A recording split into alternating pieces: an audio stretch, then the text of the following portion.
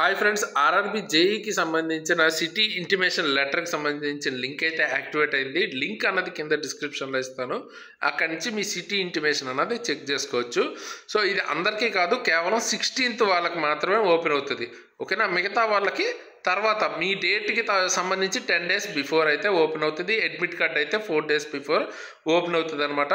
So కంగారు పడకండి open అవ్వట్లేదని. And ఒకవేళ ఏమైనా ఎర్రర్స్ ఉంటే కామెంట్ చేయండి. ఆర్పిఎఫ్ఎస్ఐకి కూడా చాలా ఎర్రర్స్ అయితే వచ్చాయి. సో అలా అవుతుందా లేకపోతే అందరికీ నార్మల్గానే ఓపెన్ అవుతుందా అన్నది కింద అయితే కామెంట్ చేయండి. అండ్ జేఈకి రిలేటెడ్ మీకు ఏమైనా డౌట్స్ ఉంటే రిలేటెడ్ వీడియో కామెంట్ చేస్తే దాని మీద వీడియోస్ అయితే చేస్తాను.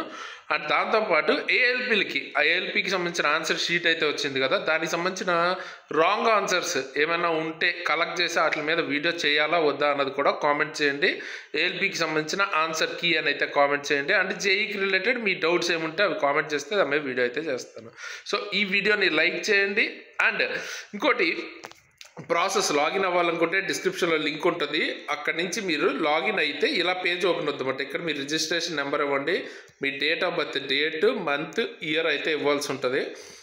ఓకే, సో ఇచ్చిన తర్వాత కిందకి వెళ్తే ఇక్కడ మీకు క్యాప్చా కనిపిస్తుంది. ఓకేనా? సో క్యాప్చా అంటే ఈ నెంబర్ ఏదైతే ఉందో సేమ్ అదే నెంబర్ ఇక్కడ ఇచ్చేసి ఇక్కడ లాగిన్ ఉంది కదా దాని మీద క్లిక్ చేయండి. అక్కడి నుంచి మీకు సిటీ ఇంటిమేషన్ లెటర్ అయితే ఒక్క నిమిషం గైస్, సిటీ ఇంటిమేషన్ లెటర్ అయితే ఓపెన్ అవుతుంది అనమాట.